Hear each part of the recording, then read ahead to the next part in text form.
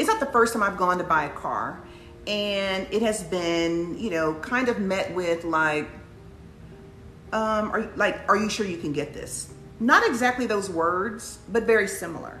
So when I got it to go get the car that Saturday, I was like, I'm gonna go get a car.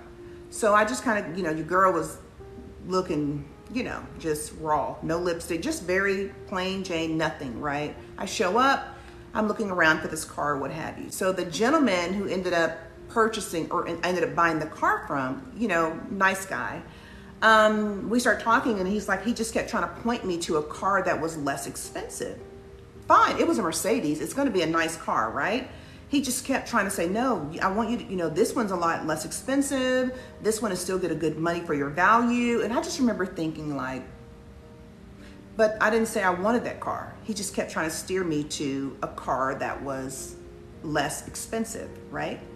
I really want this one. He was like, wow, you know, yeah, this one, that's, you know, that's an, you know, AMG, it's really expensive or whatever. And I said, yeah, I want to look at this one, work the numbers for this one. Yeah. The guy came back and said, oh, you have a really good credit score.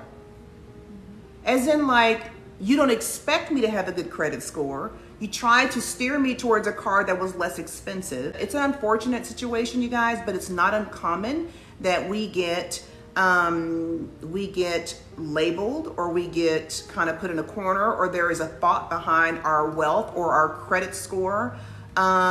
He ended up saying, I want a credit score that good. I know you do, but I've not always had that, you guys. That's what I'm trying to tell you. Like, just stay the course, work hard, and beat any kind of odds that people want to place on you to say you can't get something that costs less. And those are experiences that as a Black person that I have. Right. And I want to be able to speak to that because that's the reality of my life and how I've lived.